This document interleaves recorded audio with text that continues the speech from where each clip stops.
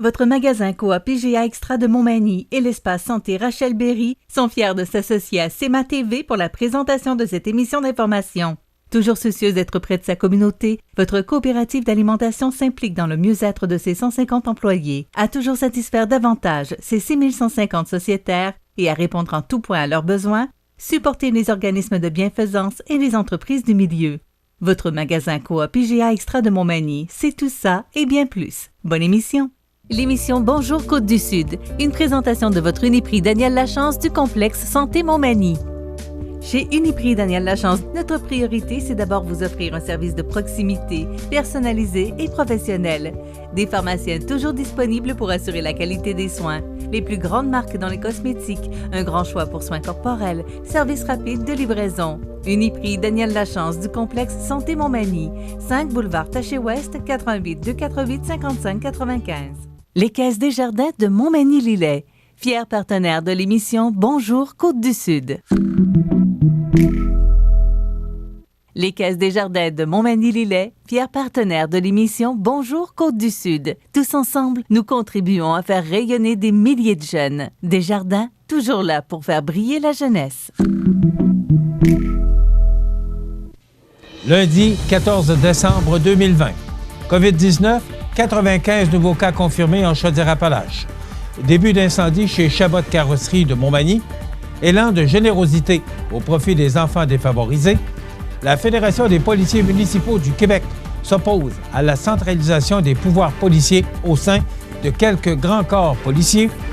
Le quart des cabanes à sucre du Québec ont fermé définitivement. COVID-19, la Ville de Québec recommande le masque à l'extérieur dans le Vieux-Québec. Tous les détails de ces nouvelles dans un instant.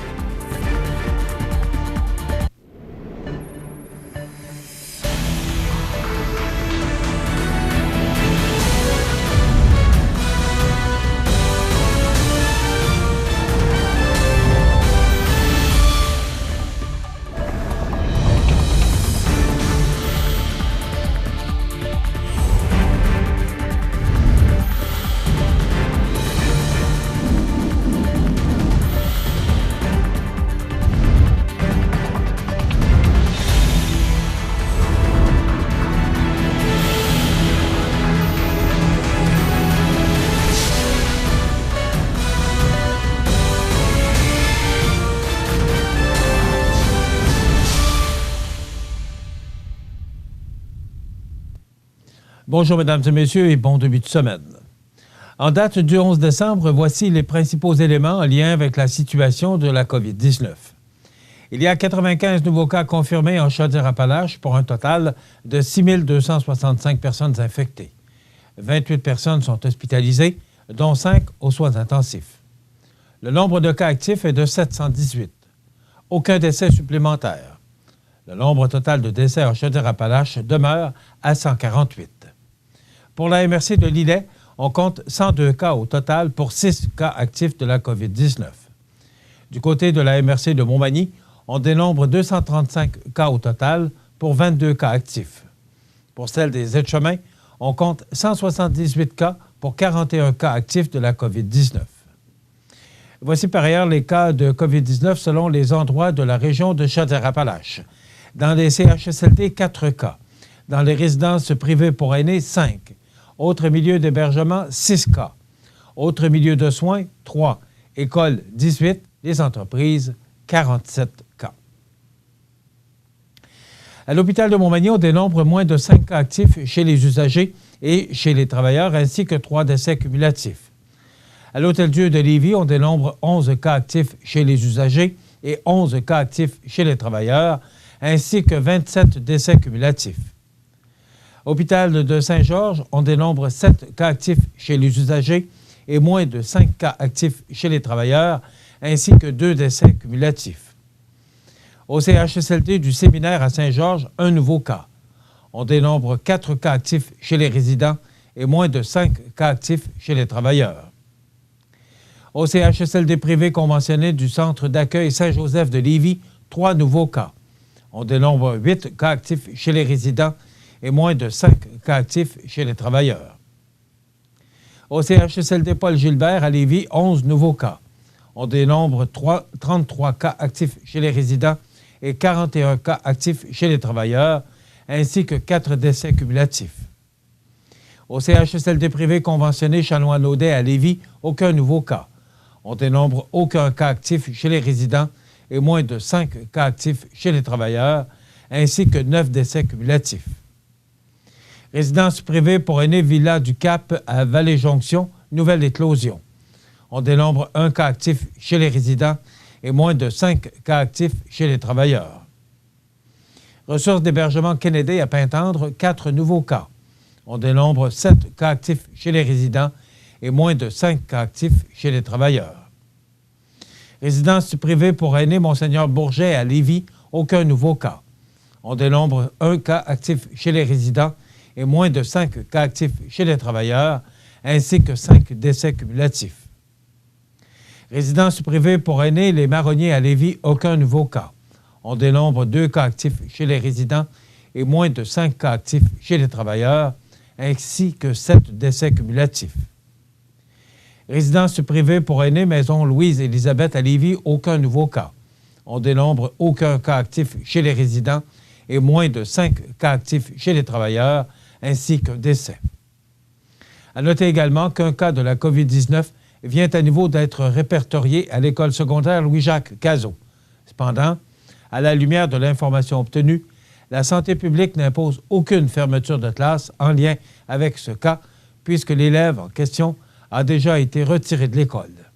L'établissement scolaire demeure donc ouvert et continue d'appliquer toutes les mesures nécessaires afin d'éviter une nouvelle propagation, comme le demande la santé publique. Voici la liste des symptômes possibles en cas de COVID-19. Un des symptômes du groupe A qui persiste pendant 24 heures ou plus après son apparition. Fièvre, température buccale à 38,1 degrés Celsius. Perte du goût ou de l'odorat, symptômes respiratoires, toux, nouvelles ou aggravées, essoufflement, difficulté à respirer ou au moins 2 symptômes du groupe B qui persistent pendant 24 heures ou plus après leur apparition.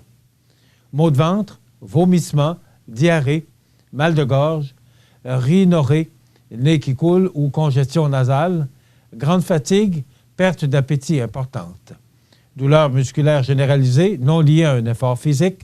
Si votre enfant présente un ou plusieurs symptômes parmi ceux indiqués plus haut, veuillez communiquer sans délai avec le 1-877-644-4545 afin d'évaluer la pertinence de prendre un rendez-vous pour un test de dépistage de la COVID-19.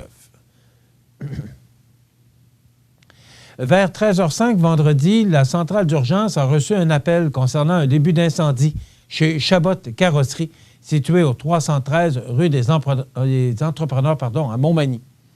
Selon le directeur incendie de la ville de Montmagny, Pierre Boucher, rencontré sur place par CMA-TV Nouvelles, le feu a pris naissance dans l'équipement de la salle de peinture. Par contre, malgré la fumée présente, la situation a été maîtrisée rapidement par les pompiers, puisque la caserne manimontoise se situe juste en face du commerce en question. On ne dénombre aucun blessé lors de l'événement. Même en cette année si singulière, le temps des fêtes qui vient ne fait pas exception à sa réputation et suscite à nouveau des élans de générosité au profit de ceux qui en ont bien besoin. Cette fois-ci, c'est la clinique dentaire Montmagny qui a eu l'idée de s'impliquer en remettant, en partenariat avec Luminaire Futura et Coop IGA Extra de Montmagny, 50 sacs à dos remplis de surprises aux enfants défavorisés de Montmagny. Au total, ce sont près de 3 000 $ en cadeaux qui seront remis à des enfants dans le besoin grâce à la collaboration de la Maison de secours La Frontière. On cherchait une façon de redonner à la collectivité et nous avons su nous entourer d'entrepreneurs dynamiques qui ont instantanément adopté notre projet et nous ont permis de le bonifier, raconte Olivier Talbot, gestionnaire de la clinique dentaire Montmagny. La générosité du tout nouveau propriétaire de Luminaire Futura, Guillaume Pelletier, de même que celle du directeur général du magasin Coop IGA, Francis Rouleau, a en effet permis d'ajouter au sac une foule d'articles tels que des cadeaux surprises, des produits de soins corporels, des bonbons et bien sûr des brosses à dents. En plus de faire des heureux chez les enfants qui recevront leur sac pour Noël, Les entrepreneurs ont aussi pu compter sur la collaboration de MDM Publicité pour l'achat des sacs à dos. Finalement, pour assurer la diffusion de son initiative, la clinique dentaire de Montmagny a aussi pu bénéficier du soutien de la Société de développement économique de Montmagny, qui tenait à souligner ce bel élan de générosité et qui, sait-on jamais, saura peut-être en inspirer d'autres.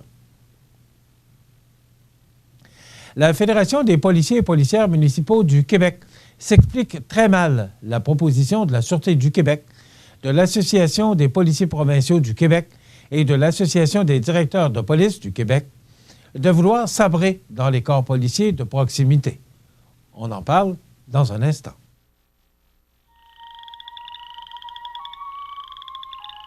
Les rainettes faux-grillons vivent au Canada, du Québec à la Colombie-Britannique et dans le Nord-Ouest. Ces petits amphibiens passent l'hiver gelés sous les débris forestiers. Ils chantent dès le réveil au printemps. Ce chant ressemble au bruit d'un ongle qui passe sur les dents d'un peigne. Les rainettes faux-grillons vivent dans plusieurs types de plans d'eau peu profonds. Et elles sont sensibles aux changements dans leur habitat. Pour en savoir plus sur les rainettes faux-grillons, ffdp.ca. À Montmagny, le projet culturel et sportif en santé durable, ce sont des infrastructures modernes et variées. C'est une grande attractivité pour la région. C'est un milieu de vie pour petits et grands. En fait, le projet culturel et sportif en santé durable est pensé par et pour la région. Si vous avez des belles ventes et pas une scène dans le compte de banque, c'est probablement que vous payez du long terme avec du court terme. L'agilité financière, c'est important en période de crise. Parlez-en à votre CPA.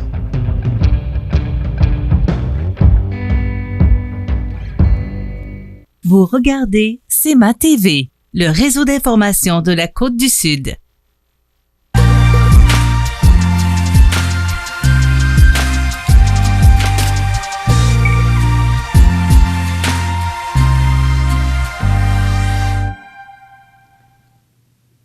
La Fédération des policiers et policières municipaux du Québec s'explique très mal la proposition de la Sûreté du Québec, de l'Association policiers provinciaux du Québec et de l'Association des directeurs de police du Québec de vouloir sabrer dans les corps policiers de proximité, d'autant plus qu'ils n'ont jamais fait l'objet d'une crise de confiance et que les services offerts sont appréciés par la population.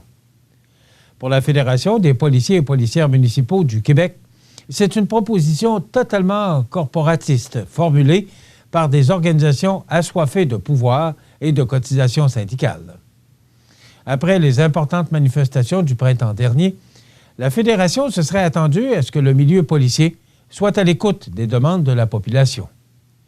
Bien que le président de la FPMQ, François Lemay, ne pense pas que l'idée de définancer les services policiers, oui, soit la bonne option. Il souligne que l'objectif de l'idée du définancement, c'est de réinvestir dans le communautaire. Pourquoi ne pas le faire directement avec de la police communautaire? Cette approche permet de créer des liens avec les personnes les plus vulnérables de la société et de prévenir, par des actions concertées avec les différents organismes locaux, plusieurs crimes et méfaits. C'est le modèle qui nous permettra d'affronter les défis des 20 prochaines années. Pour la Fédération des policiers et policières municipaux du Québec, l'histoire récente nous donne deux exemples concrets pour rapprocher la prise de décision du terrain, sans se perdre dans les grandes structures. L'abolition des commissions scolaires et la crise dans les CHSLD lors de la première vague de la COVID-19. Dans ces deux cas, on s'est rendu compte de l'importance de rapprocher la prise de décision des bénéficiaires du service.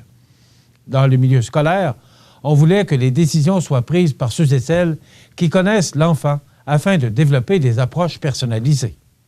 En santé, on s'est rendu compte de la difficulté à gérer une méga-structure quand on est loin du terrain et on a nommé des responsables locaux imputables afin qu'ils puissent prendre les décisions. Pourquoi ferions-nous l'inverse avec la police? Pour la Fédération, la centralisation des pouvoirs policiers dans les mains de quelques corps policiers n'est pas nécessairement une bonne idée. La carte policière actuelle permet une prise de décision décentralisée afin de développer des réponses adaptées aux besoins locaux. La réforme du début des années 2000 a de très bon d'avoir permis le professionnalisme. Pardon, on reprend ça, je m'excuse. Là. La réforme du début des années 2000 a eu de très bons ou a permis d'avoir la professionnalisation du métier de policier.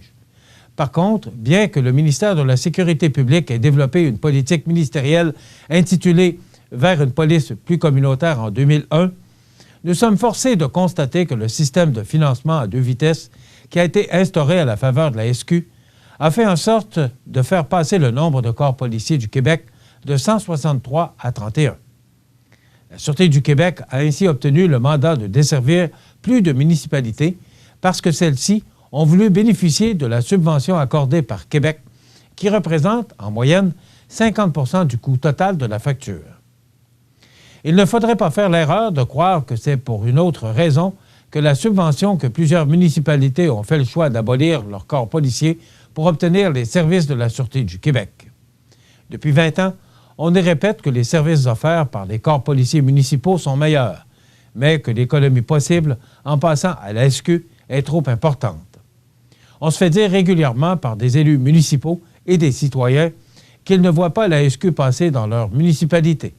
Certaines villes doivent même vanter leurs services de sûreté municipale assurés par une firme de sécurité privée pour donner un sentiment de sécurité à leurs résidents. C'est l'organisation du travail du corps policier provincial qu'il faut blâmer. Ce n'est pas de la faute des hommes et des femmes derrière l'uniforme, a conclu M. Lemay. Une tradition québécoise vit actuellement une période noire puisque le quart des 200 cabanes à sucre du Québec qui servent des repas traditionnels ne sont plus en affaires. Et un autre quart de ces établissements ont modifié, à tout jamais, leurs installations pour ne faire que de la production de sirop, révèle une nouvelle étude et rapportée par Le Soleil. Les cabanes à sucre ont dû fermer, au pire moment, la saison dernière, à la veille du début de leur saison, alors que les frigos étaient pleins de marinades cannées, de tartes au sucre et d'une foule d'autres mets traditionnels cuisinés en quantité. Fermer une saison des sucres, c'est perdre une année entière de revenus, explique Stéphane Lorrain, l'auteur de l'étude et propriétaire du Chalet des Érables, une érablière à Sainte-Anne-des-Plaines, dans les Laurentides. Et pour assombrir le portrait un peu plus parmi la centaine d'érablières encore actives dans la restauration, 16 seraient à vendre pour produire uniquement du sirop et 37 prévoient mettre la clé sous la porte d'ici avril si rien ne change, indique également le rapport. La conclusion de l'étude est à faire frémir les érables. Sans saison des sucres 2021 et sans aide directe, 75 % des cabanes à sucre servant le repas traditionnel auront disparu, laissant 53 survivants, est-il indiqué. Et c'est comme de dire qu'on fait du vin en Italie, mais qu'on ne peut plus aller dans les vignobles pour le déguster. C'est désolé, Mme Lorrain, en entrevue avec la presse canadienne. Selon elle, ce serait très triste pour le Québec d'avoir cette perte-là sur la conscience. Mme Lorrain, qui est également à la tête de l'Association des salles de réception et érablières du Québec, estime que les gouvernements devraient injecter des liquidités dans ces entreprises et aimerait avoir l'heure juste par rapport à la suite des choses. L'étude de Stéphanie Lorrain a été transmise au ministère du Tourisme dans les derniers jours par l'Association de l'agrotourisme et du tourisme gourmand du Québec.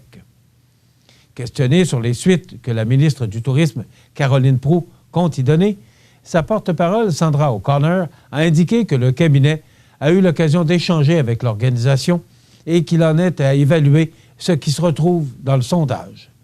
Le temps presse. En fait, il est passé minuit moins une, résume José Lafrance, qui gère 2 érablières de grande envergure situées en Montérégie. La Grillade à Saint-Alphonse-de-Granby et la Goudrelle à Mont-Saint-Grégoire.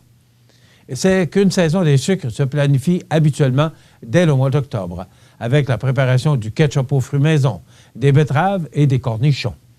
Toute cette préparation est faite au moment où les légumes sont à leur apogée, à leur plein potentiel, raconte Mme Lafrance. Chez elle, on épluche à la main et coupe habituellement pas moins de 2700 kg de betteraves. Et ensuite, ça marine et ça macère pour avoir une production qui est prête pour l'ouverture lorsque les érables commencent à couler. Cette année, l'avenir s'annonce si sombre que les betteraves peuvent dormir tranquilles. Pas une seule n'a vu l'ombre d'un couteau. L'entreprise de Mme Lafrance a déjà enregistré 1 million de dollars de pertes, soit 96 % de son chiffre d'affaires. Sa situation est à l'image de son secteur. Les cabanes à sucre ont perdu plus de 90 % de leurs revenus, selon un sondage mené auprès des membres. Les propriétaires de cabanes à sucre n'ont toujours pas digéré la réponse du ministre de l'Économie et de l'Innovation, Pierre Fitzgibbon, à un appel à l'aide lancé le printemps dernier par l'épouse d'un propriétaire. Je suggère que si votre enjeu est relié à votre hypothèque, de considérer vous protéger de vos créanciers, avait entre autres écrit le ministre dans un échange de courriels dont la presse canadienne a obtenu copie. En bon québécois, ça veut dire « fais faillite ». Merci, bonne journée. S'insurge, au bout du fil, Frédéric Paiement, qui possède l'érablière La Cabane à Saint-Esprit, dans la Nodière. La réponse du ministre démontre un manque flagrant de compassion, selon lui. Toi, tu es à côté du bateau. Tu es en train de te noyer, illustre-t-il. Impunément, au lieu de t'envoyer une bouée, il t'envoie une brique. M. Paiement n'a finalement pas suivi le conseil du ministre. Il a converti une partie de son commerce en boutique en ligne et il a utilisé un camion pour faire de la cuisine de rue. Ces changements lui permettent de générer quelques revenus et de faire travailler des employés. On est sur le respirateur, résume-t-il. Des propriétaires d'érablières disent avoir été insultés et blessés par la réponse du ministre à ce cri du cœur qui n'est pas juste pour une cabane, mais pour toute une industrie. La situation précaire des cabanes à sucre est très préoccupante en Montérégie, où plusieurs d'entre elles sont concentrées. C'est un marché qui est extrêmement lucratif et important pour la région et qui génère beaucoup d'activités touristiques, souligne Mario Leblanc, le directeur général de Tourisme Montérégie. Un panneau lumineux recommande aux passants de porter le masque, même à l'extérieur, sur la rue Saint-Jean, a récemment fait son apparition à Québec. Selon le Journal de Québec, l'initiative provient de la Ville de Québec qui a agi de façon totalement indépendante dans ce dossier. Ce n'était pas une demande de la santé publique. C'est notre initiative, confie Wendy Whitten, porte-parole de la Ville. La décision d'installer l'affichage découle de la récente hausse des cas dans la Ville de Québec. La Ville veut ainsi sensibiliser la population dans un secteur où la distanciation peut parfois être difficile à respecter. Dans le Vieux-Québec, il y a beaucoup de marcheurs et la distance de 2 mètres entre les personnes ne peut pas toujours être respectée. Même si le port du masque n'est pas réglementé à l'extérieur, pour nous, c'est une bonne pratique que l'on suggère, ajoute Mme Whitten. Même si les policiers ont récemment reçu l'ordre d'être plus stricts dans l'application du décret interdisant les rassemblements, cette nouvelle suggestion de la Ville ne fera en aucun cas figure d'obligation. La police va toujours faire de la surveillance, et pas seulement là, mais partout. Ça leur appartient. Mais ça ne fait pas de foi de règlement de mettre le masque dehors. Ce n'est pas un règlement, c'est une suggestion de notre côté, tout simplement, insiste la porte-parole de la Ville, ajoutant que la suggestion s'applique principalement aux artères achalandées du Vieux-Québec. Il n'est d'ailleurs pas impossible que d'autres panneaux fassent leur apparition dans le futur. Ce n'est pas prévu pour l'instant, mais ça ne veut pas dire qu'il n'y en aura jamais. On le voit dans le secteur autour de l'Hôtel de Ville, près des jardins, où il y a des décorations, on remarque plus de marcheurs. On pourrait peut-être en mettre là, je n'ai pas encore l'information, mais la consigne sera rappelée, souligne Wendy Whitten. D'autre part, le service de police de la Ville de Québec a confirmé vendredi sa présence accrue lors de diverses opérations à l'approche du temps des fêtes. Rappelant avoir le mandat d'appliquer les mesures imposées, le service de police avise que des agents seront présents dans les centres d'achat et les magasins à grande surface où l'achalandage sera important. Les policiers auront le mandat de faire appliquer les règles aux personnes et commerces en infraction. Une tolérance minimale sera exercée face aux individus et aux entreprises qui ne respectent pas les règles sanitaires indiquées par voie de communiqué la police de Québec. Les contrevenants s'exposeront à des amendes remises sur le champ de plus de 1 000 $. Et voilà ce qui complète notre bulletin d'actualité pour aujourd'hui. Si vous avez des nouvelles à nous transmettre, vous pouvez le faire en communiquant avec notre salle des nouvelles au 418-241-1313, poste 226. Ou encore, vous pouvez nous écrire à nouvelles@cmatv.ca. Vous pouvez également nous suivre comme plus de 14 135 personnes le font maintenant sur la page Facebook de cmatv.ca. Vous êtes à l'antenne du réseau de télévision CMA-TV, le média le plus regardé et le plus suivi, ce qui le confirme le média numéro 1 sur la Côte-du-Sud. Voilà, c'est tout pour l'instant. Dans quelques minutes, les prévisions de la météo, les heures de la marée et l'état des routes.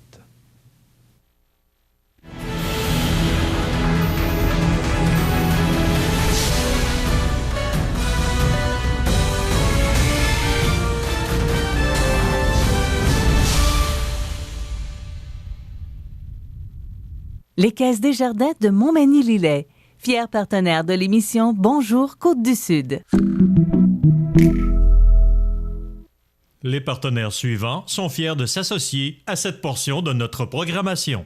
Les 9, 16 et 23 décembre, profitez de la navette gratuite du transport collectif et adapté de la MRC de Montmagny. Pour tous vos déplacements dans Montmagny, la navette sera sans frais. Pour information et réservation, le transport collectif et adapté de la MRC de Montmagny au 248-0445. Vous regardez CEMA TV, le réseau d'information de la Côte-du-Sud.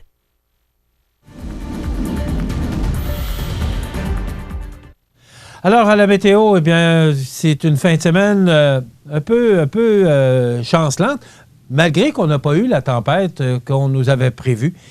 Mais quand même, peut-être à peu près 6 ou 7 ou 8 pouces de neige, c'est ce qu'on a reçu. Mais c'est la pluie qui est venue tout gâcher ça hier matin. Mais quand même, là, on peut dire qu'on a un beau tapis blanc, qu'on a un beau décor. On aura un White Christmas, un Noël blanc. Maintenant, pour l'image radar de ce matin, donc c'est du temps nuageux encore. Le soleil qui se fait quand même particulièrement très rare depuis quelques jours. Alors, vous voyez cette masse nuageuse là, qui nous arrive de l'ouest et qui va nous atteindre au cours de la journée. Nous attend déjà parce que c'est déjà passablement nuageux, mais on voit qu'il y a un dégagement qui voudrait s'amorcer.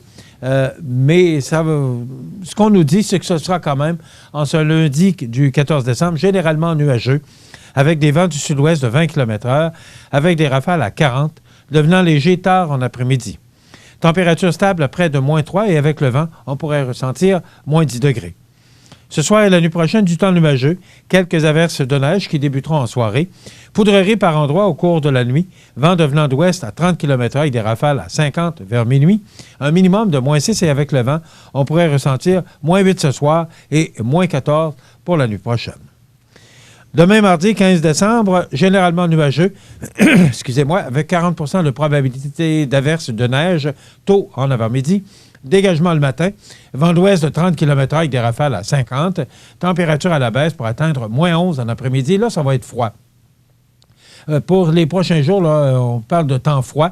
Demain, avec le vent, on pourrait ressentir -14 et -20 en après-midi pour demain, mardi, le 15 décembre. Pour la nuit de mardi à mercredi, dégagé, minimum de -18. Et pour mercredi, bon, enfin, le soleil, avec un maximum de -13 degrés. Le soleil sera là, mais ce sera très froid. -15 pour Kamouraska. Pour jeudi, c'est du soleil, maximum de -10. On gagne quelques degrés. Pour vendredi, on gagne encore quelques degrés. C'est du soleil avec un maximum de -7. Et pour samedi, alternance soleil de nuages avec un maximum quand même confortable de -5. Et pour dimanche, nuageux avec 30 % de probabilité d'averse de neige et un maximum, excusez-moi, de -4. Les normales de saison, ce temps-ci de l'année, sont de -5 le jour, -15 la nuit. Le soleil s'est levé à 7h21 ce matin et se couchera à 15h54. Maintenant, pour hier, on a reçu 8,7 cm de neige et un maximum enregistré de 1,5 degré pour cette journée du 13 décembre. La pression barométrique est à 101,4 kPa. La tendance est à la hausse. L'humidité est à 76 %.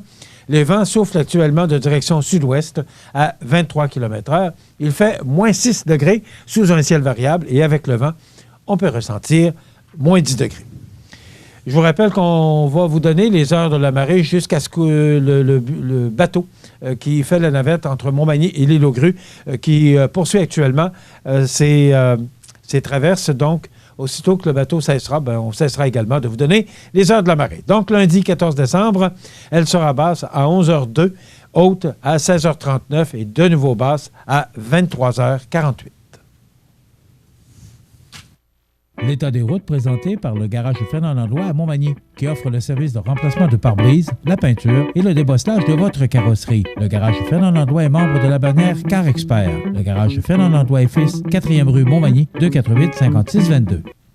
Alors, pour l'état des routes, eh bien, la 132 et l'autoroute 20 qui nous mène de Lévis vers Montmagny, Saint-Jean-Port-Joli et la Pocatière, c'est sur pavage. La 279 qui mène de Beaumont vers Saint-Damien, c'est sur pavage. La 281 qui mène de Saint-Michel vers Saint-Raphaël, c'est sur pavage. Et de Saint-Raphaël vers Saint-Philémon, c'est partiellement enneigé et glacé. La 283 qui mène de Montmagny vers Notre-Dame-du-Rosaire, Saint-Paul-de-Montmagny, Saint-Fabien-de-Panay, c'est partiellement enneigé et glacé. La 204 qui mène de Saint-Jean-Port-Joli vers Sainte-Perpétue, c'est sur pavage, et de Sainte-Perpétue vers Saint-Pamphile et de Saint-Pamphile vers Saint-Fabien-de-Panay et Saint-Just-de-Bretonnière, c'est partiellement enneigé et glacé. Donc, si vous devez vous rendre au sud de Bellechasse, de Montmagny ou encore de Lillet, soyez prudents parce que les routes sont majoritairement partiellement enneigées et glacées. Besoin de t'évader? Ça commence toujours par une bonne dose d'adrénaline. Peu importe où tu vas, peu importe ce que tu fais, on a tout pour t'équiper. Viens nous voir chez Adrénaline Sport au 230 chemin des Poiriers à Montmagny. En 1833, un jeune de 20 ans eut une idée. Une petite idée qui allait devenir un grand projet. Aujourd'hui, le rêve d'Ozanam est devenu réalité. Au Québec, depuis 1848, la Société de Saint-Vincent-de-Paul est là pour aider lors des pires catastrophes. Et c'est au quotidien qu'elle fait toute la différence, en donnant nourriture, meubles et vêtements à ceux qui en ont vraiment besoin. Depuis 165 ans.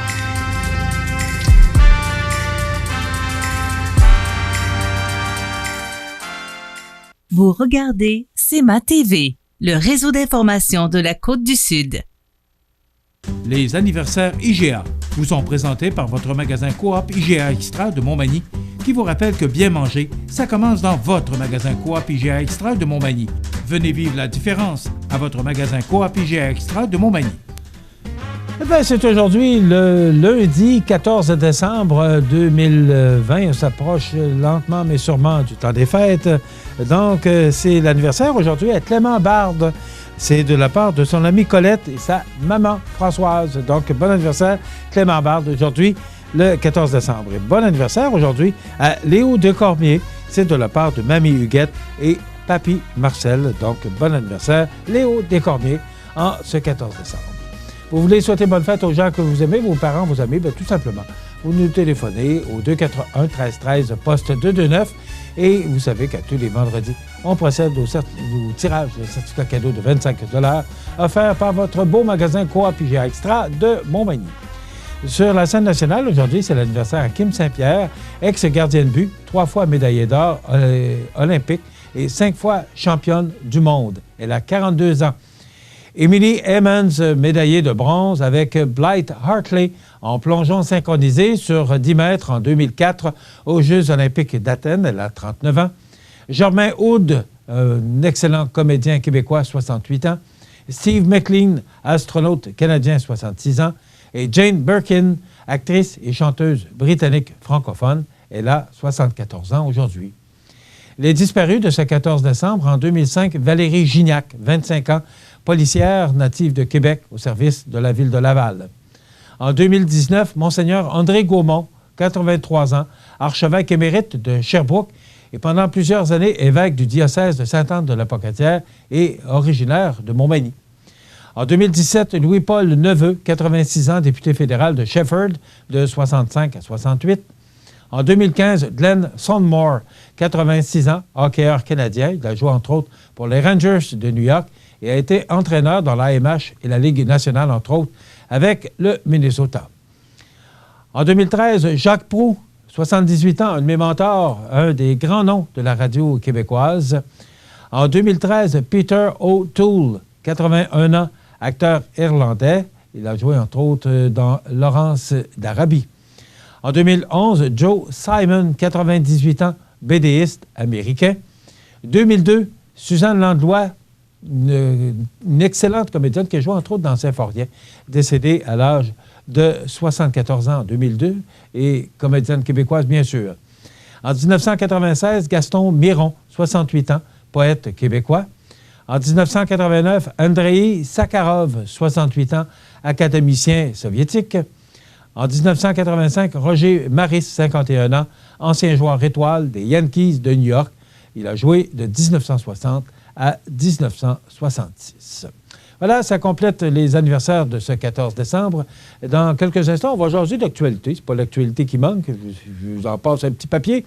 Donc, on va jaser d'actualité parce que vous savez qu'à toutes les 2 semaines, on a la chronique de l'optométrie avec Georges Louis de la clinique Sky Vision. Donc, ça reviendra lundi prochain. Mais pour l'instant, aujourd'hui, on jasera d'actualité. Il y aura la nouvelle positive, les avis de décès et l'entrevue du jour. On a pensé vous représenter à nouveau l'entrevue réalisée avec la présidente de la Société Saint-Vincent-de-Paul de Montmagny, Mme Suzette Bernier. Pourquoi? Bien, tout simplement, c'est que les besoins, et on le voit dans tous les médias, parlent des difficultés, de la pauvreté qui s'est accentuée cette année en raison de la pandémie. Donc, avec la guignolée qui n'a récolté que 1 550 $. On est tout près du 2 000 avec les dons qui se poursuivent chez Jean Coutu. Mais l'année passée, on était allé chercher 7 500 $. Donc, en raison de la pandémie, on n'a pas pu récolter vos dons dans les rues comme on le fait depuis une douzaine d'années. Alors, naturellement, que les dons ont été moins fructueux cette année. Alors, on fait appel à votre générosité.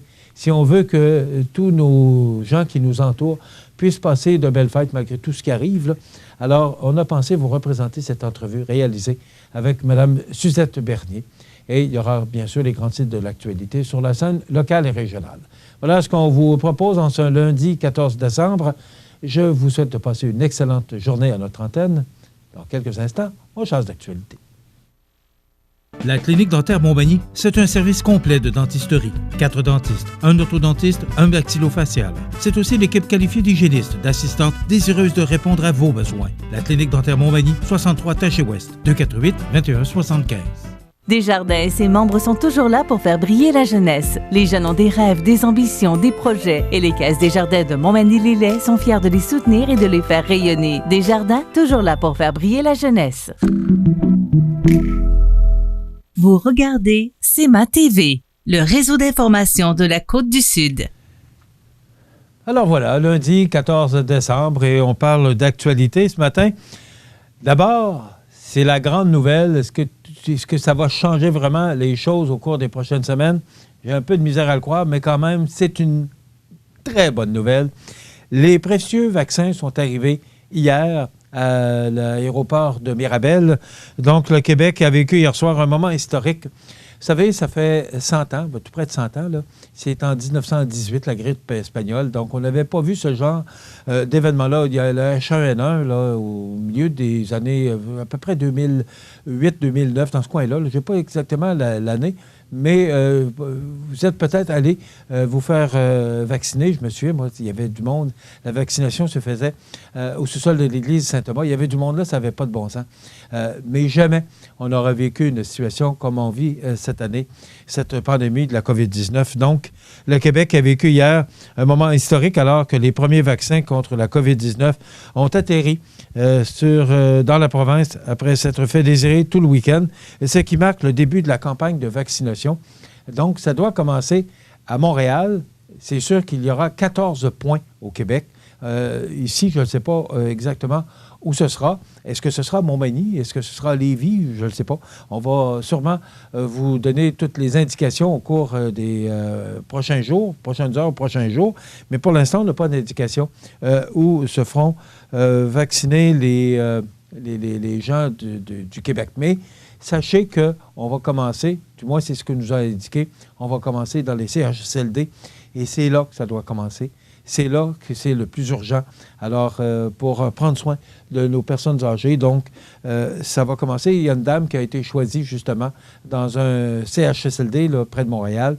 C'est la première personne, elle a 89 ans. Elle sera vaccinée ce matin. Ce sera la première qui procédera à cette vaccination. Et j'écoutais ses commentaires hier. Elle se disait très fière de pouvoir être la première personne. Et aussi, ce qu'elle veut par ce geste-là, c'est donner l'exemple. Parce qu'il y a encore un fort pourcentage de la population qui dit que ils ne font pas, ils sont pas prêts encore pour la vaccination.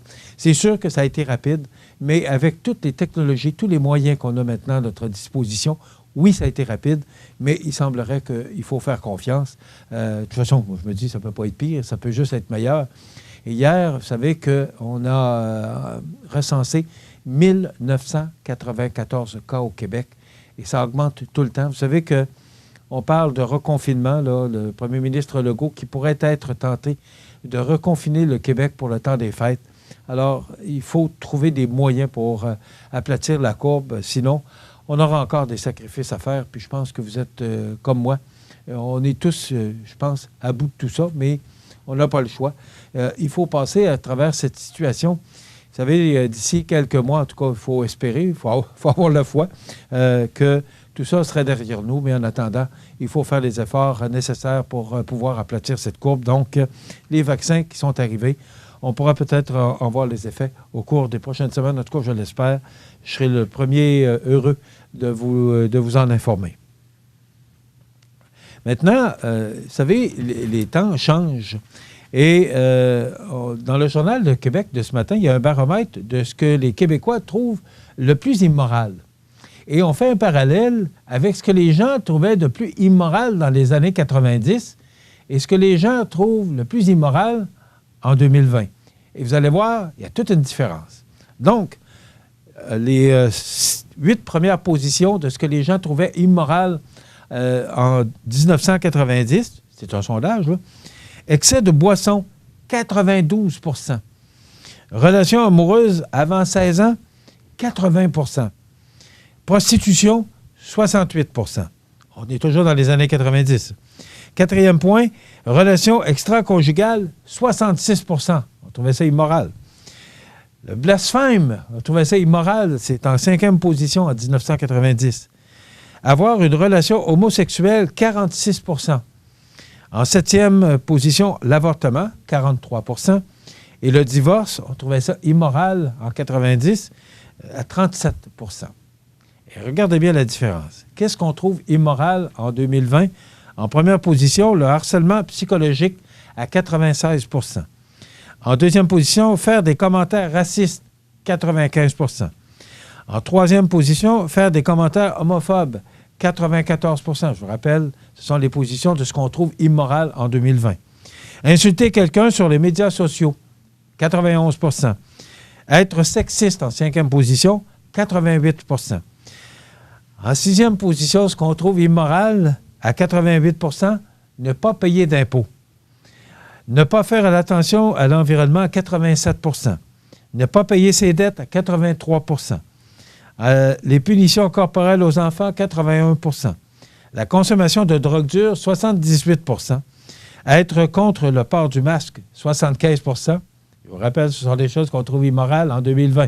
Les choses ont bien changé. Hein? Les relations extra-conjugales, à 69 %, en 12e position. En 90, elles étaient en 4e position. Croire à des théories du complot, à 63 %. L'excès d'alcool, à 60 %, 14e position. C'était en première position en 90. Rire des religions, 59 %. Le travail au noir, 53 %. La prostitution, qui est en 17e position en 2020, était en 3e position en 90 à 48 %. Posséder une ou des armes à feu, on trouve ça immoral aujourd'hui en 2020 à 41 %. Les couples ouverts en 19e position à 41 %. Les relations sexuelles avant 16 ans à 35 %, c'est en 20e position en 2020. En 90, elle était, attendez un petit peu, elle était en 2e position. Maintenant, en 20e position. Aller sur des sites pornographiques à 26 %. La consommation de marijuana à 25 %. L'avortement en 23e position en 2020, alors qu'il était en 7e position en 1990, avec 11 % seulement. Avoir une relation homosexuelle à 24e position, alors qu'elle était en 6e position en 90, eh bien, c'est à 9 %. Et le divorce qu'on trouve immoral en 2020 à 5 %, eh bien, il était en 8e position en 1990. Les temps ont bien changé, hein? Et en fait, c'est ce qu'on trouve le plus immoral, mais nos pensées ont bien changé. Je trouvais ça bon de vous en faire part. C'est dans le journal de Québec de ce matin, et je trouvais ça intéressant de voir comment l'évolution se fait, comment notre façon de penser peut changer dans l'espace de 30 ans. Vous savez que le maire de l'ancienne Lorette, Émile Loranger, est décédé au début du mois d'avril. Eh bien, on lui cherchait un successeur et ça a pris quand même beaucoup de temps. Pourquoi? Parce que, tout simplement, c'est qu'à cause de la pandémie, on ne pouvait procéder. C'était compliqué de procéder à l'élection. Fait qu'on a remis.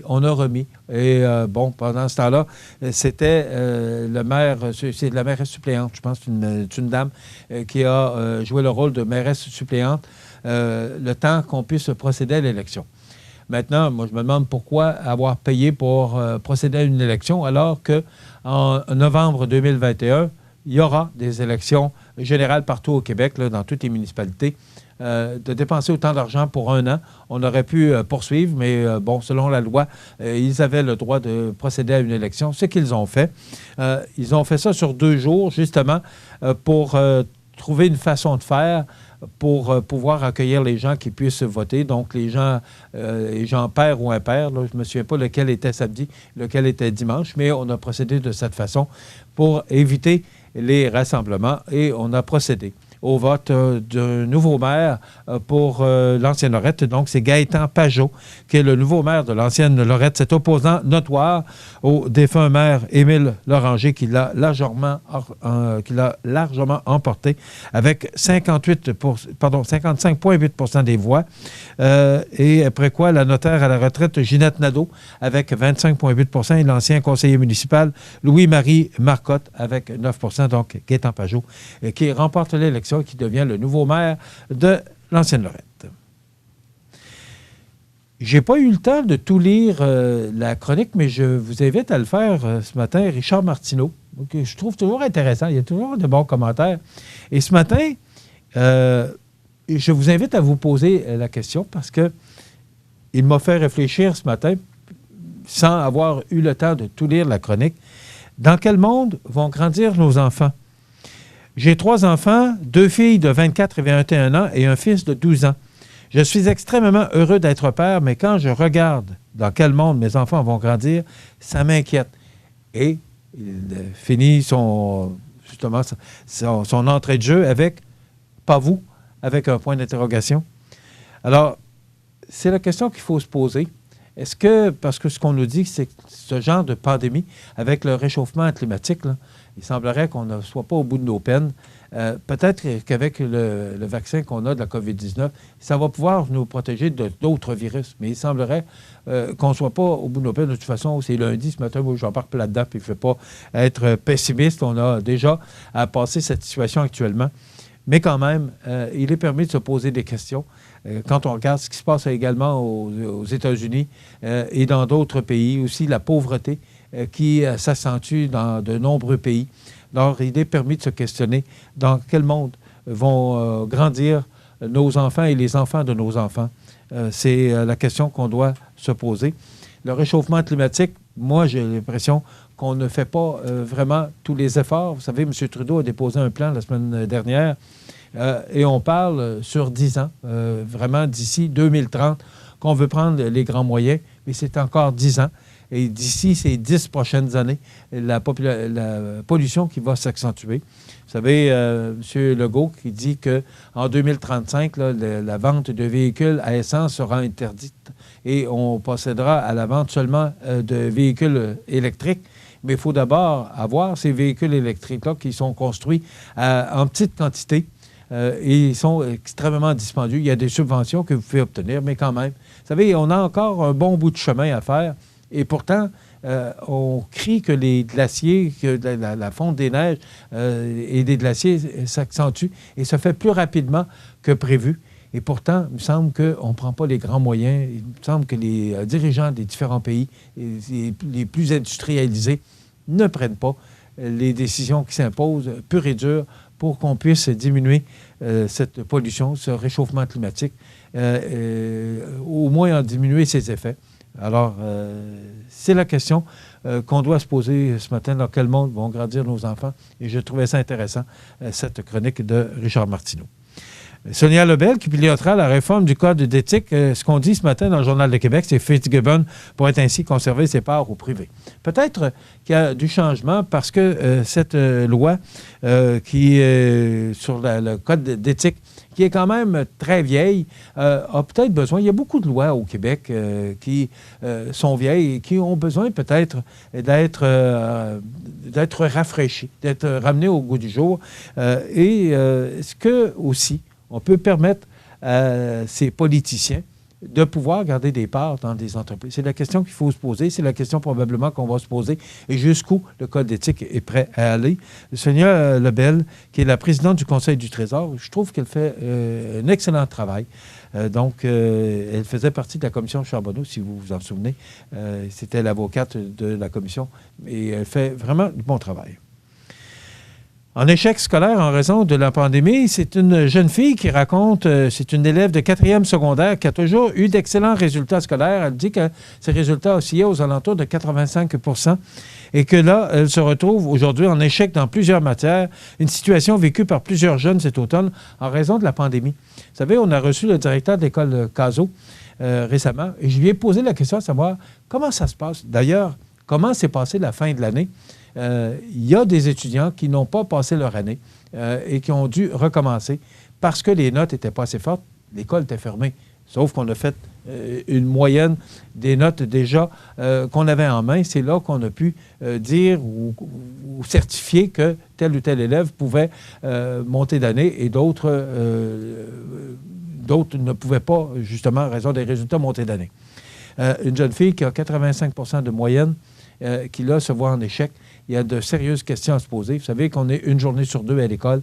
Alors, il semblerait que la motivation n'y est pas. C'est ce qu'elle explique. C'est très intéressant, cet article sous la plume de Daphné Dion-Vient dans le Journal de Québec de ce matin. Non à la pêche au poulamon, j'étais un peu surpris. La santé publique, la décision de la santé publique a donné le feu vert à la saison des petits poissons, des chenaux à Saint-Anne-de-la-Pérade. Et ça ne fait pas l'affaire de tout le monde. Hier, j'ai été surpris de voir sur les ondes de Radio-Canada la mairesse qui dit moi, je dis aux gens, restez chez vous. La santé publique donne le feu vert. Moi, je serais tout content de dire, en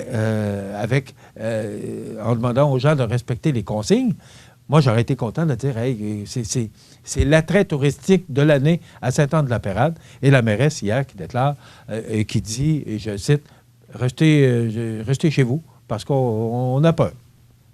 Eh bien, et les actionnaires qui se prononcent demain sur l'achat d'Air Transat par Air Canada, c'est la deuxième fois qu'ils vont se prononcer. Donc voilà, c'est en gros l'actualité.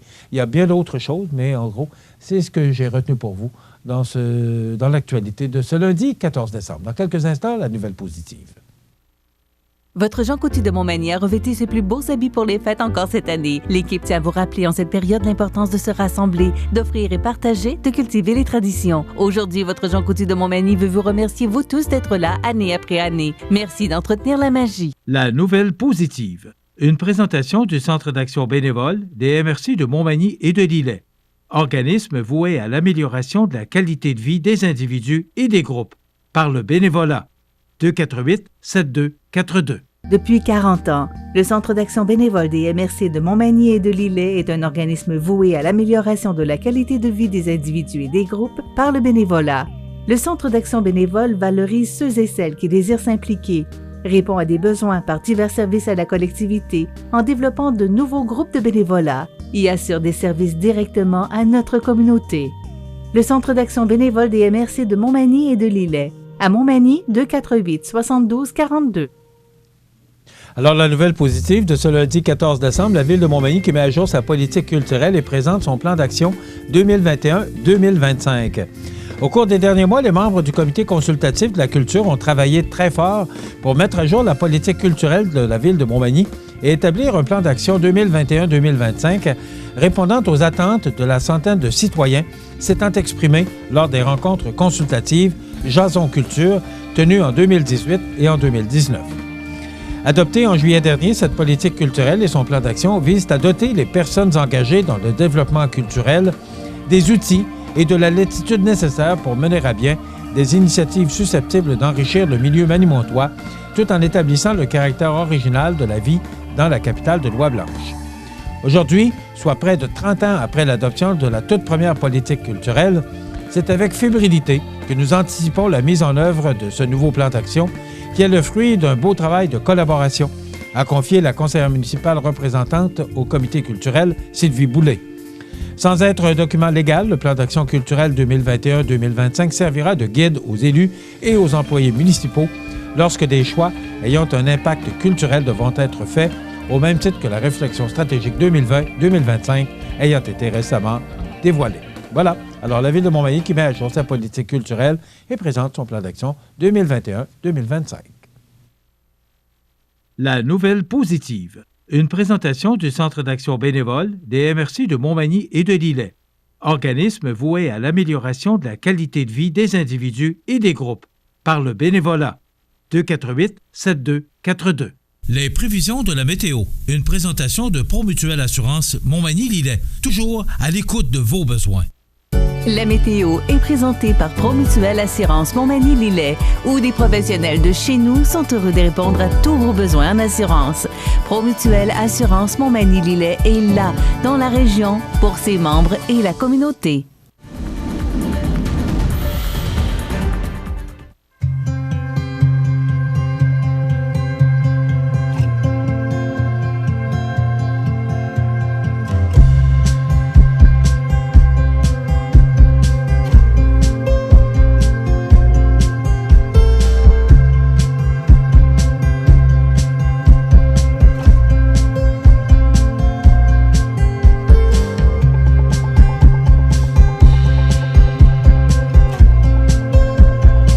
Vous regardez CEMA TV, le réseau d'information de la Côte-du-Sud.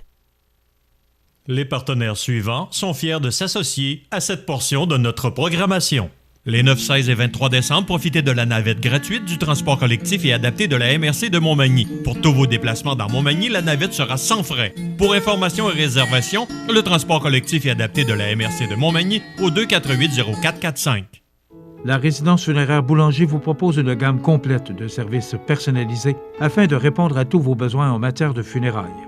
Nous vous fournissons des installations de services innovants qui répondent en évolution des familles d'aujourd'hui. Nous prenons soin de vous afin que vous puissiez vous concentrer sur ce qu'il y a de plus important, votre famille, vos amis et vous-même. Salon funéraire adapté pour votre plus grand confort, grand stationnement et facilité d'accès. La résidence funéraire Boulanger, pour bien faire dans la dignité. Veuillez prendre note qu'aujourd'hui, il n'y a pas d'avis de décès. Vous regardez CEMA TV, le réseau d'information de la Côte-du-Sud. L'entrevue du jour, une présentation de Télésurveillance Santé Chaudière-Appalaches qui vous offre de demeurer chez vous en toute sécurité. 625-3301 ou tssca.ca. Télésurveillance Santé Chaudière-Appalaches depuis plus de 30 ans favorise le maintien à domicile pour les personnes en perte d'autonomie, ayant des problèmes de santé, déficience physique ou tout pour apporter un sentiment de sécurité à la maison. En appuyant sur le bouton « Aide », un professionnel de la santé sera en contact avec vous où que vous soyez dans votre maison. Télésurveillance Santé Chaudière-Appalaches pour demeurer chez soi en toute sécurité. 625-3301 ou tssca.ca. Ma prochaine invitée, nous l'avons reçue. On la reçoit à peu près une fois par année. Oui. Et c'est toujours à peu près dans la même période parce que les besoins sont plus criants. Madame Suzette Bernier, qui est présidente de la Saint-Vincent-de-Paul de Montmagny. Bonjour. Bonjour, M. Montmagny. Comment ça va? Ça va très bien, et vous? Oui, merci. Oui. Suzette, vous êtes ici pour nous parler, parce qu'hier, on recevait Jean Thibault, qui est l'instigateur, le grand créateur de la guignolée de Montmagny, là, la guignolée des médias. C'est lui qui a démarré ça, puis on lui rend cet hommage-là parce qu'il travaille fort à ce que ça fonctionne. Oui. Malgré toutes les occupations qu'il a, il réussit à trouver du temps pour organiser des réunions. Et ça cause, naturellement, parce qu'on sait que la guignolée des médias, c'est national. Et qu'au national, c'est supporté par les pharmacies Jean Coutu. Et aussi, l'argent va à la Saint-Vincent-de-Paul. Alors, on fait exactement la même chose à Montmagny. J'ai pas eu l'occasion hier de voir l'entrevue de M. Thibault, mais je tiens à remercier son implication parce que M. Thibault, c'est un bon monsieur qui s'implique énormément, puis il a la cause, la Saint-Vincent-de-Paul à cœur. Alors, merci, M. Jean. Suzette, vous êtes ici justement parce que hier, Jean nous expliquait les besoins criants de la Saint-Vincent-de-Paul. Moi, je veux savoir, on va faire le bilan de la dernière année de la Saint-Vincent-de-Paul. Comme tout organisme, ça n'a pas été facile. Non, ça n'a pas été facile. Lors de la première pandémie, au mois de mars, on a dû fermer les portes. Alors, on a fermé mars-avril. Vous n'êtes pas sans savoir que les gens se sont tous retrouvés chez eux à faire du ménage, à faire du grand ménage. C'était fermé partout. Alors, les gens, on était envahis de dons. Il fallait vider le conteneur 2 fois par jour, à tous les jours. Alors, tout ça a été mis dans le garage extérieur pour ne pas rentrer ça au sol. Là, il faut le mentionner, là, vous êtes au sous-sol de l'église Saint-Mathieu, donc c'est le garage qui est en arrière de l'église. C'est ça. On a la moitié du garage extérieur pour ne pas descendre ça au sous-sol parce qu'on se disait, bien, on est en pandémie, s'habitue sur le vêtement. En tout cas, on a mis ça dans le garage extérieur, on était envahis. Pendant 2 mois, ça s'est accumulé. Ça nous a pris 3 mois, M. Montmagny, à passer au travers de tout ça. Fait qu'on a payé le loyer, on a payé le téléphone, la même chose. On a eu des pertes, c'est bien sûr. Mais comme tout le monde, je pense qu'on voit les boutiques, on voit un peu partout les restaurants. Tout le monde subit la fameuse pandémie, là. On n'est pas apte à ça. On a subi, nous aussi. Bon. Mais il y a du positif dans tout ça. C'est que vous aviez un local au sous-sol de l'église Saint-Mathieu. Et là, maintenant, vous avez la grande salle. Oui. Peut-être pour aider les gens, la salle de réception. Oui. Parce que ça a servi pour des réceptions, puis ça a servi aussi pour des soirées dansant. Oui, c'est ça. Entre autres pour l'âge d'or, je pense. Et on va voter là. Donc, vous avez cette grande salle-là. Oui. Au sous-sol de l'église Saint-Mathieu, c'est grand? Oui, c'est grand. Est-ce que c'est trop grand? Non. Non? Non, c'est jamais trop grand. On était rendu à l'étroit dans notre local. Alors, quand on a réouvert le 5 mai, j'ai demandé à l'Église à avoir la grande salle centrale pour être capable d'avoir la distanciation. Alors, ils m'ont dit oui. Fait que ce qu'on a fait, c'est qu'on a installé des tables à la grandeur de la grande salle et on a emmené les effets qu'il y avait dans notre local sur les tables. Les gens sont venus et ils disaient « Ah, c'est merveilleux, on voit beaucoup plus, c'est plus grand. » Alors, ce que j'ai pensé, ça a été de faire une demande à l'Église pour pouvoir avoir cette salle-là à l'année. Et on m'a dit oui. Ce qu'on a fait, c'est que j'ai fait rentrer quelques bénévoles. Je vous dirais, des hommes, ça prend des bras parce qu'il y avait des grosses étagères. Alors, j'ai fait rentrer mon mari, mon fils et quelques autres bénévoles pour toutes déménager les étagères et on s'est installé dans la grande salle centrale. C'est magnifique. C'est merveilleux. Bon. Et là, vous faites quoi avec cette salle-là, remplie de linge? Bien, du linge. On peut se permettre d'avoir... Moi, dans mon esprit, oui. J'aurais aimé ça qu'on puisse réaliser l'entrevue. J'aurais et on aimé, va le faire. Oui. Moi, je pense que d'ici les fêtes, on va s'engager à aller montrer des images de la salle pour que les gens puissent se faire une idée de la façon que vous êtes installé. Oui. C'est pas rien que du linge, M. Montmagny. On peut se permettre, avec la grande salle maintenant, d'avoir quelques meubles sur le plancher. Dans notre local, dans notre ancien local, on ne pouvait pas. Des meubles que vous vendez ou des meubles pour serrer ou placer le linge? Non, des meubles qu'on vend. Okay. Des meubles qui nous sont donnés et qu'on peut se permettre de vendre à prix moindre. Puis ça fait l'affaire de beaucoup de gens. On ne pouvait pas le faire avant. Pas dans le local où on était. Maintenant, on a quelques meubles sur le plancher. On a de la vaisselle, on a des bibelots, on a des couvertures, on a du linge, on a des jouets d'enfants, on a la chaussure. Il y a de tout chez nous. De tout. Vous seriez surpris. J'ai hâte que vous veniez chez nous. On va y aller. Oui, j'aimerais ça avoir l'image de ce que ça donne. Et ça, vous vendez ça. Donc, les gens vous donnent. Mm-hmm. Et vous revendez ça à des gens... on est ouvert à... J'aime pas dire défavorisés parce que c'est ouvert à qui? à toute la population, à tout le monde. Il y a des gens qui ont peut-être des préjugés à se dire, c'est pour les pauvres. La Société Saint-Vincent-de-Paul, c'est pour les pauvres. C'est pas vrai. Là. C'est l'image qu'on nous a toujours donnée au début. Là. Ça a été associé beaucoup à l'Église aussi. On est indépendant de l'Église. On est locataire au sous-sol de l'Église, mais on est indépendant de l'Église. On paye un loyer, là. On paye un loyer, on paye le téléphone comme tout le monde, là. Mais on est ouvert à toute la population. Il y a des gens qui sont peut-être gênés de venir chez nous. Mais c'est vous qui êtes le pire. C'est eux autres qui sont le pire parce que vous allez être surpris de voir comment il peut y avoir des belles choses. Vous savez, des gens, on dit, vous n'aimez pas le terme démunis, défavorisés, c'est ce que vous avez dit tout à l'heure. Défavorisés, là, mais je n'aime pas utiliser le terme. Il existe. Est-ce qu'il existe? Est-ce qu'il y a des gens défavorisés? Démunis. Moi, j'aime à utiliser le mot démunis. C'est quoi la différence? Vous savez, M. Momny, être démuni, je vous dirais que quelqu'un qui travaille au salaire minimum, on va dire quelqu'un qui gagne 450 $ par semaine, qui doit aller se faire arracher une dent. C'est un exemple. Il doit aller se faire arracher une dent. Ça coûte 200 $ faire arracher une dent. Il vient d'amputer son salaire. 50 %. Il est démuni. Il est démuni pour cette semaine-là. Peut-être que ça peut empiéter sur les autres semaines aussi. J'aime à utiliser le mot démuni. Ça peut être des causes comme ça.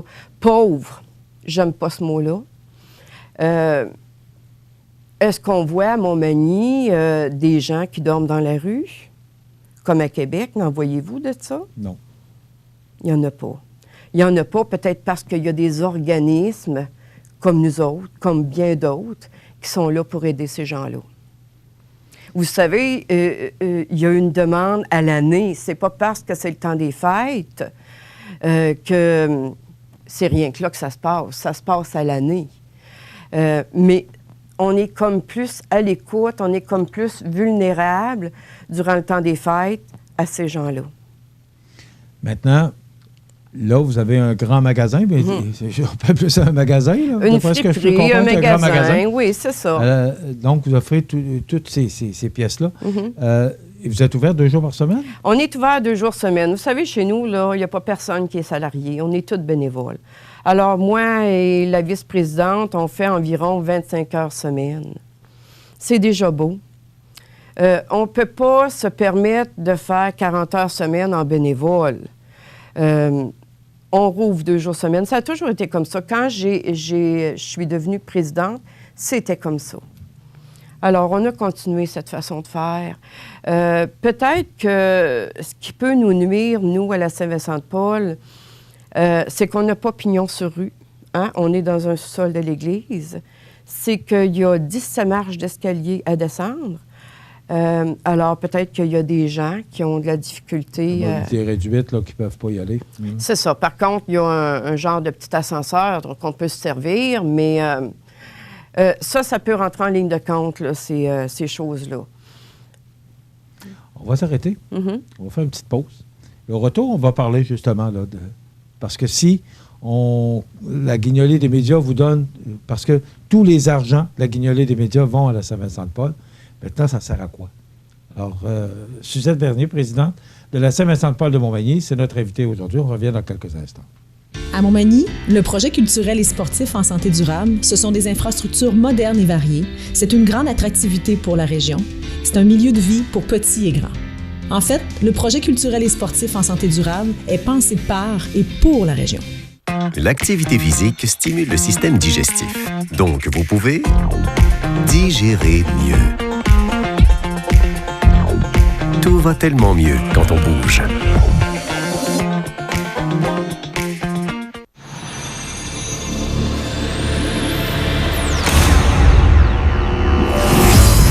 Traction intégrale de série. Manœuvrabilité et contrôle à la fine pointe.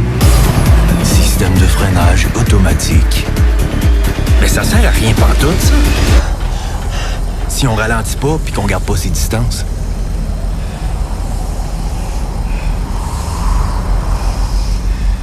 Vous regardez CEMA TV, le réseau d'information de la Côte-du-Sud. L'entrevue du jour, une présentation de Télésurveillance Santé Chaudière-Appalaches qui vous offre de demeurer chez vous en toute sécurité. 625-3301 ou tssca.ca. Alors, mon invité, c'est Mme Suzette Bernier, présidente de la Saint-Vincent-de-Paul de Montmagny. Suzette, la Saint-Vincent-de-Paul a des besoins. Là, vous me dites que du linge, vous en avez eu, du linge et des meubles. Et, bon. On prend de tout. OK. On accepte de tout. Tout est récupérable chez nous. Tout va servir aux gens qui en ont besoin. OK. Maintenant, vous avez des besoins criants. Comme tout le monde, M. Montmagny, comme partout durant la pandémie. On a toujours eu des besoins criants. Cette année, avec la fameuse pandémie, je pense que tout le monde a des besoins criants. OK. Comment ça se passe, là? Parle-moi, parce que là, vous achetez de la nourriture, vous ne donnez pas d'argent pour que les gens aillent s'acheter de la nourriture, justement pour contrôler, pour vous assurer que les gens achètent bien de la nourriture. Donc, c'est vous qui donnez, vous achetez dans les IGA et Baxi à Montmagny, et vous allez vous redonner vous-même à ces gens. Comment ça fonctionne? Expliquez-nous comment ça marche. OK. Moi, les gens qui me contactent, je les reçois en privé avec le bail et le rapport d'impôt et on établit un bilan de leur situation. Suite à ça, on reçoit de l'épicerie de chez IGA. Merci IGA, merci infiniment. On reçoit de l'épicerie, vous savez, des boîtes brisées qui sont encore... l'intérieur n'a pas été touché, des canages qui sont bossés, qui sont bons jusqu'en... J'en ai vu jusqu'en 2024. Alors, ça, on le donne. On ne le vend pas, on le donne. À des personnes que vous choisissez, qui sont vraiment dans le besoin. Oui, à des personnes qui sont dans le besoin. S'ajoute à ça des bons alimentaires. OK, c'est pas de l'argent. C'est que moi, je vais chez IGA, je vais chez Maxi et j'achète des cartes cadeaux de 25 $, de 10 $, de 50 $. Et chaque personne qui a son dossier va recevoir, en plus de l'épicerie qu'il va prendre chez nous, des cartes cadeaux qui vont aller dépenser. Par contre, il y a des points qu'ils doivent respecter. On ne fera pas du bénévolat. On est prêt à donner. On s'investit beaucoup. Mais on ne veut pas que ces gens-là achètent de la boisson, du vin, de la bière. On n'est pas là pour ça. Des cigarettes, des billets de loterie, la nourriture à chien et à chat. C'est vraiment pour eux autres. C'est de la nourriture pour eux autres, des fruits et des légumes. Vous comprenez ce que je veux dire? Parce qu'on a besoin de manger pour vivre. On a besoin de manger pour vivre. Ça me fait de la peine de dire pas de nourriture à chien et à chat parce que j'adore les animaux. C'est pas que je les aime pas, c'est pas ça. Mais c'est vraiment pour aider les personnes. D'aller chercher de la viande, d'aller chercher...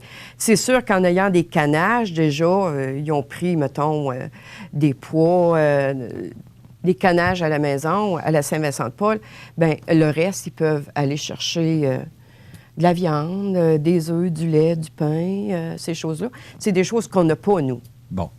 Vous prenez la vente, l'argent que vous faites, la vente des articles que vous avez au sous-sol de l'Église, et avec ça, vous financez les dépenses que vous venez de mentionner. Oui, on finance. Ce qu'on fait, c'est que l'argent qui est récolté à chaque semaine, elle est déposée par la trésorière. On achète les cartes cadeaux. On paye le loyer, on paye le téléphone, on paye les quelques nécessités que ça nous prend pour être capable de fonctionner. Des sacs à vidange, du tape, des choses comme ça. Et le reste, c'est tout donné en bon alimentaire. Et financièrement, quelle situation vous êtes actuellement? Bien, on est toujours dans le besoin. On est constamment dans le besoin. Est-ce que vous êtes capable de répondre aux besoins qu'il y a actuellement? Je vous dirais que quand on a réouvert au mois de mai, on était 2 mois sans revenus. Les paiements ont passé la même chose. Les paiements, je parle le loyer et le téléphone. J'ai dû dire à certaines personnes, à plusieurs personnes, je vais m'en tenir à vous donner ce que je reçois d'épicerie. diminuer les bons un peu pour pas mettre les fonds qu'il n'y ait plus rien dans le compte de banque. Alors, j'ai diminué ça. Je recommence. On se tient la tête hors de l'eau, là. Je recommence. J'ai recommencé à redonner des bons alimentaires plus l'épicerie. Mais je suis toujours aux aguets à faire attention, à ne pas descendre le compte de banque à sec. Mais est-ce que... Excusez-moi, Mm-hmm. je suis sur le bord d'éternuer. Mm-hmm. Excusez-moi. Est-ce que la clientèle est suffisante pour ramasser de l'argent pour aider ces gens-là? C'est sûr qu'on aimerait avoir beaucoup plus de monde que ça. On voit souvent les mêmes personnes qui viennent chez nous. Essayez d'abolir la gêne. Les gens sont gênés d'aller chez vous? Oui, hein? Oui, je crois que oui. Je trouve ça dommage.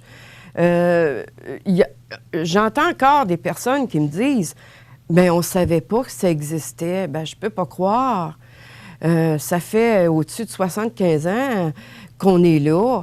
Peut-être parce qu'on n'a pas pignon sur rue, que je ne sais pas pourquoi que la situation est comme ça, mais on est là. Venez nous voir. Ça va être un immense plaisir de vous accueillir. Plus il va y avoir de gens, puis plus il va y avoir de revenus, plus il va y avoir un roulement. C'est une chaîne, c'est une roue. Mais je vous repose la question. Est-ce que vous réussissez à répondre à la demande? Les revenus que vous avez de ce que vous vendez face à la demande que vous avez, est-ce que ça arrive? En faisant attention, je suis obligée de faire attention.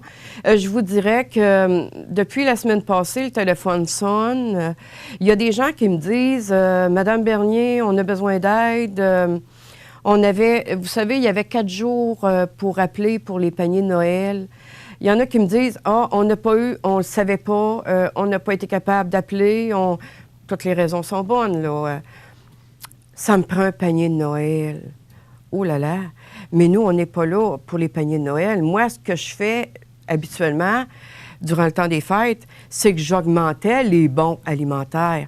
Si j'avais l'habitude de donner à un monsieur 50 $ en bons alimentaires plus l'épicerie, je montais le bon jusqu'à 100 $. Cette année, je ne sais pas si je vais être capable de faire ça. La guignolée ne se fera pas comme d'habitude. Vous savez, on allait chercher... je crois que c'était 8 000 passés l'année passée. Cette année, ça va être sur une plateforme. Comment ça va se passer? J'en sais rien. On va recevoir quoi? J'en sais rien. Je ne connais pas l'avenir, je ne le sais pas. Alors, je dois composer avec tout ça. Je vais essayer d'aider le plus de monde possible, c'est sûr. On fait notre possible chez nous, là. Mais je verrai. Qu'est-ce qui fait qu'une Suzette Bernier s'investit autant bénévolement? Puis ça vous fatigue, ça vous tracasse, je le sais, parce qu'on se parle régulièrement. Ça vous tient à cœur. Vous parliez de votre vice-présidente, là, et il y a des bénévoles avec vous. On manque de bénévoles en passant, hein? S'il y en a qui peuvent venir donner du temps chez nous, là, vous êtes les bienvenus. Pardon? Pourquoi vous faites ça? Je fais ça, moi, je vous dirais que j'ai travaillé toute ma vie, M. Momny, un petit peu partout. À l'âge de 50 ans, mon dernier emploi est en lunetterie. 3 optométristes sont partis. Alors, j'ai perdu mon emploi. Je me suis dit, c'est pas vrai qu'à 50 ans, je vais repartir avec des CV pour me trouver autre chose. Alors, j'ai dit à mon mari, je reste à la maison. Je ne vais plus travailler, je reste à la maison. Mais rester à la maison, là, ça vient long. Ça vient long. T'as beau dire, bon, t'as du ménage, tu vas prendre des marches. Mais j'avais le sentiment qu'à la fin de ma journée, il me manquait quelque chose. Je n'avais pas accompli les tâches ménagères, ces choses-là, mais ça n'apporte pas un gros bénéfice à la fin de ta journée. Alors, j'ai commencé à faire du bénévolat à la Société Saint-Vincent-de-Paul. J'ai été 1 an bénévole, là. Et ensuite, la présidente a laissé son poste et il y a eu une élection. Et j'ai dit, je vais m'impliquer. Sans savoir dans quoi je m'embarquais. Je vous dirais que je compare ça à un bateau. On était un petit bateau. Maintenant, on n'est pas un paquebot, mais ça l'a grossi beaucoup. Quand j'ai pris ça, c'était pas gros. Il n'y avait pas de guignolée, il n'y avait pas d'épicerie, il n'y avait pas de rentrée d'épicerie. C'était un comité d'hommes qui donnait des bons alimentaires. Ça l'a grossi. On a fait de la publicité. Tout ce que j'ai dit tantôt s'est greffé à ça. Ça l'a pris de l'ampleur. Ça me permet de voir des gens, de sortir de la maison, de voir des gens. Ça me permet d'avoir une satisfaction en sortant de là à 3h30, de me dire « Ouf, j'ai aidé des gens ». On voit toutes sortes de choses. Aider des gens, c'est pas rien que côté alimentaire. J'ai vu un cas de cancer. Qui est exempt de se faire dire que demain matin, il va avoir un cancer? Ils n'ont pas d'assurance. Ils travaillent au salaire minimum. Ils se retrouvent sur le chômage pour 15 semaines. 15 semaines, M. Momny. Après, on fait quoi? Le cancer est encore là. J'ai vu ça. Tantôt, je parlais de quelqu'un qui se fait arracher une dent. Il est pas pauvre, il est démuni. Comprenez-vous ce que je veux dire?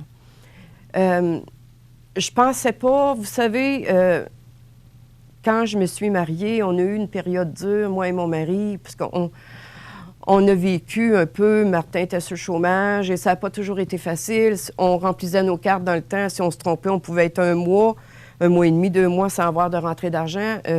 Il y a des gens qui pensent qu'on a toujours été à l'aise. J'ai connu ça. J'ai pas connu aller demander de l'aide.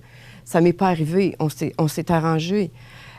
Mais quand on est bien parvenu, quand on est chez nous, qu'on n'a pas de problème, on ne s'imagine pas que ça existe. Je ne pensais pas que ça existait. J'ai vu des choses, j'ai entendu des choses. Je vois des enfants qui viennent chez nous. Des fois, ils vont prendre un jouet, la maman va dire « Prends-les pas. » Je devine ce que ça veut dire. Elle va acheter un morceau de linge, puis le jouet, ben c'est comme un extra. Alors, je le donne. Le sourire de l'enfant.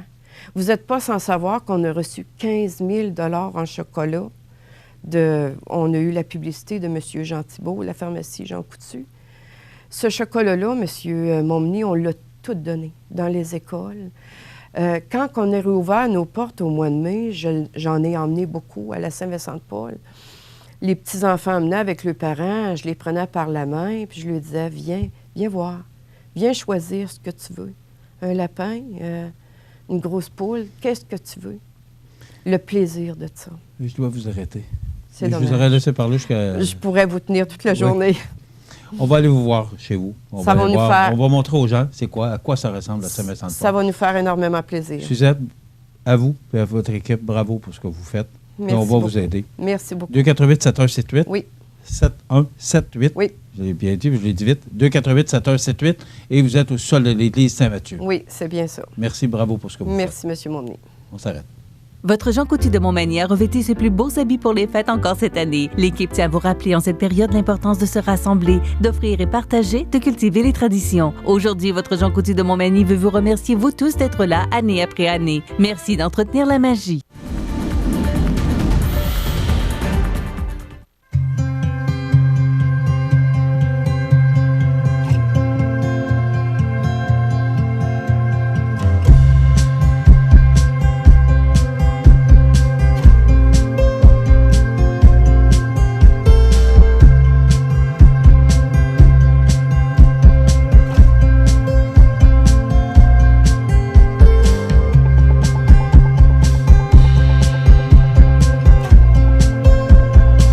Vous regardez CEMA TV, le réseau d'information de la Côte-du-Sud.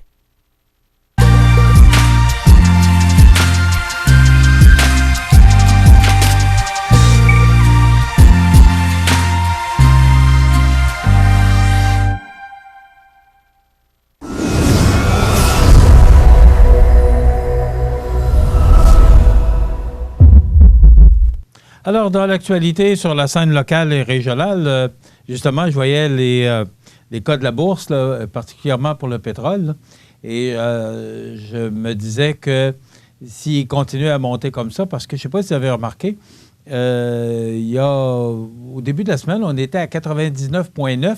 Et là, depuis plusieurs jours, on est à 97,5. Donc, l'essence là, qui se vend à la pompe actuellement chez nos détaillants locaux à 97,5. Donc, c'est quand même pas cher, mais on ne sort pas beaucoup. On économise, oui, mais quand même, comme on ne sort pas beaucoup, on ne prend pas la route. Alors, on dépense moins d'essence, bien sûr. Je vous parlais de réchauffement climatique, justement, tout à l'heure. Ça ne nuit pas, parce qu'il y a moins de gens sur la route depuis quelque temps, donc ça ne nuit pas que de pouvoir ou d'être obligé de demeurer plus à la maison et d'éviter les déplacements. Donc, pour la COVID-19, 95 nouveaux cas confirmés en Chaudière-Appalaches. Naturellement, vous comprendrez que ce sont les chiffres de vendredi dernier parce que ce sont les chiffres qu'on nous donne. On ne nous donne pas les chiffres en fin de semaine. On va recommencer ce matin. C'est du lundi au vendredi. Les fins de semaine, le 6, le CI3S de Chaudière-Appalaches ne nous fournit pas les chiffres. Donc, aujourd'hui, on va avoir les chiffres pour aujourd'hui, mais on va avoir également les chiffres pour samedi et dimanche. Et demain, on sera en mesure de vous donner ces chiffres. Début d'incendie chez Chabot Carrosserie de Montmagny sur la rue des Entrepreneurs. C'est en face de la caserne. Alors, pas besoin de vous dire que le service incendie de la ville de Montmagny qui est intervenu très rapidement. Donc, c'est un début d'incendie qui se serait produit dans la chambre de peinture. Donc, on a pu intervenir très rapidement et limiter les dégâts, bien sûr, pas de blessés, mais quand même, le service incendie là, qui est intervenu très rapidement pour maîtriser ce début d'incendie. Donc, voilà pour Chabot Carrosserie. Élan de générosité au profit des enfants défavorisés. Également, la Fédération des policiers municipaux du Québec s'oppose à la centralisation des pouvoirs policiers au sein de quelques grands corps policiers. Donc, c'est une histoire à suivre. J'ai hâte de voir ce que ça va faire parce que il reste de moins en moins de corps policiers locaux et régionaux. On avait ici notre service de police municipale et depuis, je pense que c'est 2004, je ne sais pas, je dis ça sous toute réserve, là, mais ça fait quand même un bon bout de temps que c'est la Sûreté du Québec. Et je m'informe, moi, je demande à l'occasion au conseil municipal, au maire, à savoir s'ils sont satisfaits des services de la Sûreté du Québec. On nous dit que oui. Mais pour des grandes villes comme Québec, Montréal, Longueuil, est-ce que c'est souhaitable que ce soit la Sûreté du Québec qui puisse opérer à la place de centrales de policiers municipaux? Je ne sais pas. On ne nomme pas les places où ce serait la Sûreté du Québec, mais on est en train de jaser là-dessus. Alors, c'est à suivre. J'en reviens pas, le quart des cabanes à sucre du Québec ont fermé définitivement. C'était quoi le plaisir d'aller dans une cabane à sucre et d'aller déguster du sirop d'érable là, sur la palette là, ou sur la neige et aussi des repas servis à l'intérieur de ces cabanes à sucre. Malheureusement, un fort pourcentage, là, parce que la pandémie est arrivée au mois de mars, le 13 mars, là, qu'on a confiné. Alors, c'est la grosse période des cabanes à sucre. Donc, on a perdu malheureusement plusieurs de ces érablières au Québec. Et c'est vraiment triste comme histoire. La Ville de Québec qui recommande le masque à l'extérieur dans le Vieux-Québec parce que, comme les trottoirs sont très étroits, eh bien, on préfère... c'est pas obligatoire, mais il y a des panneaux qui indiquent et qui demandent le port du masque pour les gens qui se promènent dans le Vieux-Québec. Aujourd'hui, Mme Gisèle Lévesque qui a annoncé sobrement à sa famille qu'elle allait être la toute première à recevoir le vaccin dans la capitale nationale. Donc, c'est la première journée de vaccination aujourd'hui et ce sera Mme Gisèle Lévesque qui sera la première à être vaccinée au Québec, à Québec. Demain, chronique économique, mardi mallette avec Régent Lemieux, le comptable professionnel agréé. L'entrevue du jour, c'est jour de budget aujourd'hui pour la ville de Montmagny. On reçoit le maire suppléant et le directeur des finances demain. Bonne journée. Vous regardez CEMA TV, le réseau d'information de la Côte-du-Sud. Desjardins et ses membres sont toujours là pour faire briller la jeunesse. Les jeunes ont des rêves, des ambitions, des projets et les caisses Desjardins de Montmagny-Lillet sont fiers de les soutenir et de les faire rayonner. Desjardins, toujours là pour faire briller la jeunesse. L'émission Bonjour Côte-du-Sud, une présentation de votre Uniprix Daniel Lachance du complexe Santé Montmagny. Service professionnel 88 248 55 95.